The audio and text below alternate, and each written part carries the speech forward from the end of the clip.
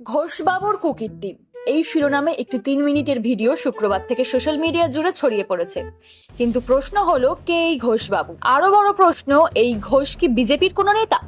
Social মিডিয়ার একাংশ কিন্তু খুব জোরালোভাবে দাবি করছে, ভিডিওতে যাকে দেখা যাচ্ছে তিনি আর কেউ নন, বিজেপির কেন্দ্রীয় স্তরের এক প্রভাবশালী নেতা ও প্রাক্তন রাজ্য সভাপতি।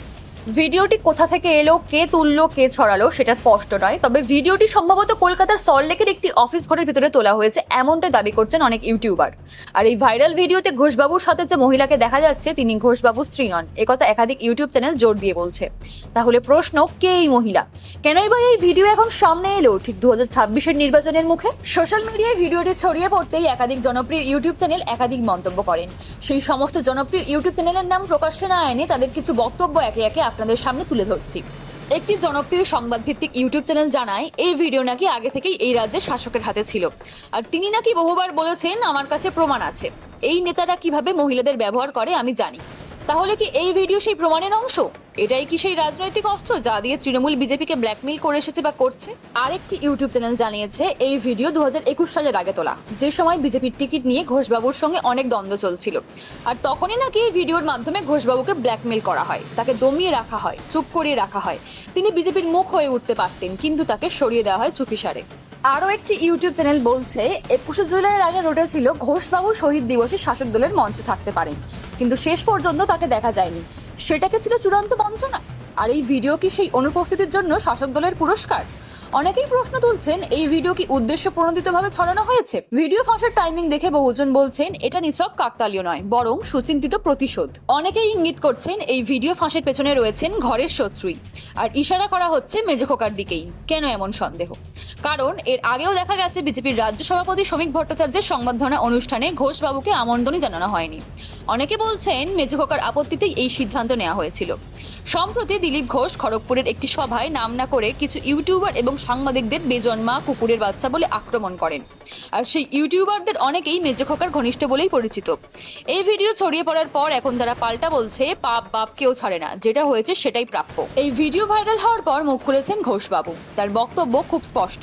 25 জুলাই সকাল থেকে বিভিন্ন সোশ্যাল মিডিয়াতে, ইউটিউবেতে একটি ভিডিও প্রচার করা হয়েছে খুবই নোংরা ধরনের, যেখানে স্ত্রী পুরুষ চরিত্র দেখা যাচ্ছে। তাদের মধ্যে যে পুরুষ চরিত্র, তার সঙ্গে আমার নাম যুক্ত করার চেষ্টা হচ্ছে।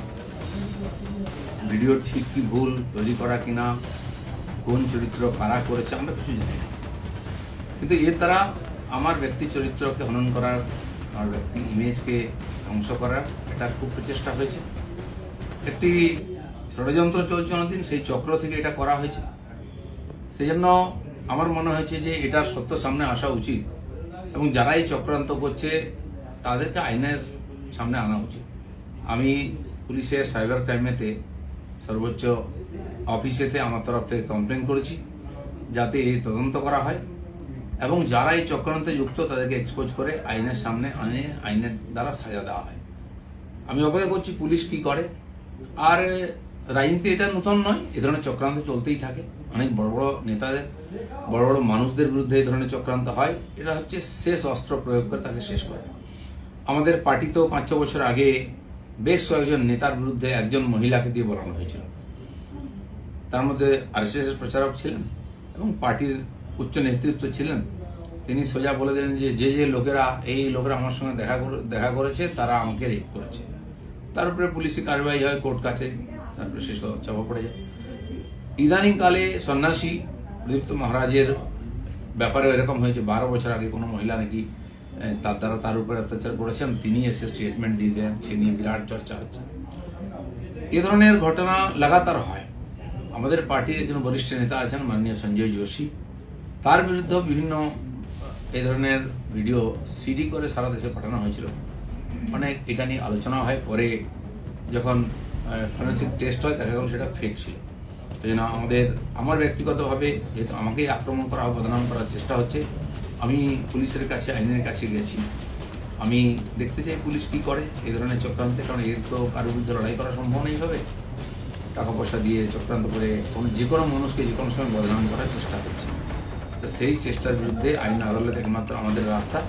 আমি আইনের কাছে গেছি, লিখিতভাবে বিভিন্ন লিঙ্ককে সেখানে আমি পাঠিয়েছি যে যারা যারা এটা নিয়ে ইচ্ছাকৃতভাবে আমাকে বদনাম করার চেষ্টা করেছে তাদের বিরুদ্ধে ব্যবস্থা হবে। তিনি কলকাতা পুলিশের সাইবার ক্রাইম শাখায় অভিযোগ দায়ের করেছেন। জয়েন্ট কমিশনারকে চিঠিতে লেখেন, আমাকে বদনাম করার ষড়যন্ত্রে সামাজিক মাধ্যমকে কাজে লাগিয়ে আমার রাজনৈতিক কেরিয়ার কালিমালিপ্ত করা হচ্ছে। তিনি চান পুলিশ যেন দ্রুত তদন্ত করে দোষীদের উপযুক্ত শাস্তির ব্যবস্থা করে। ঘোষ ঘনিষ্ঠরা বলছেন ভিডিওটি এআই বা ডিফেক্ট প্রযুক্তিতে বানানো, আর এর পেছনে রয়েছে বামেদের ষড়যন্ত্র। অন্যদিকে তার স্ত্রী জানিয়েছেন, উদ্দেশ্য প্রণোদিতভাবে আমার স্বামীর সম্মানহানি করতে এটা ছড়ানো হয়েছে। তবে ভিডিওটি যে একেবারে আসল এআই জেনারেটেড নয় তা দাবি করছে বেশ কিছু এডিটর ও রাজনৈতিক ইউটিউবাররা। তাদের বক্তব্য, ভিডিওতে কোথাও কোনো ভয়েস চেঞ্জিং বা এডিটিং এর ছাপ নেই। তাহলে ভিডিও কি সত্যি, নাকি এই ভিডিও পলিটিক্যাল ব্ল্যাকমেলিং এর হাতিয়ার? তবে আরো চমকপ্রদ হচ্ছে তৃণমূল কংগ্রেস ও বামফ্রন্টের নীরবতা। কেন? এমন স্পর্শকাতর বিষয়ে যেখানে বিজেপির অন্যতম নেতা জড়িয়ে পড়েছেন, সেখানে প্রতিপক্ষরা একটাও শব্দ বলছে না কেন? তবে এর মধ্যে ব্যতিক্রম তৃণমূল নেতা কুণাল ঘোষ। কোনো আক্রমণাত্মক মন্তব্য না করে বরং এক বন্ধুত্বপূর্ণ সুরেই বিজেপির ঘোষবাবুর এই ভিডিও প্রসঙ্গে সংবাদ মাধ্যমে মুখ খোলেন তিনি। এটা নিয়ে আলাদা করে কিছু বলার নেই। এটা সম্পূর্ণ তাদের ব্যক্তিগত বিষয় এবং বিজেপির অভ্যন্তরীণ বিষয়। এখন একটা ভিডিও নানাভাবে লোকের কাছে গিয়ে পৌঁছেছে।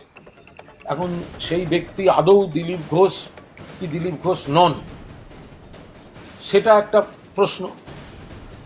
দ্বিতীয় প্রশ্ন, যদি দিলীপ ঘোষ হন তাহলে তাঁর ব্যক্তিগত জায়গার ভিডিও সেটা বাইরে গেল কি করে?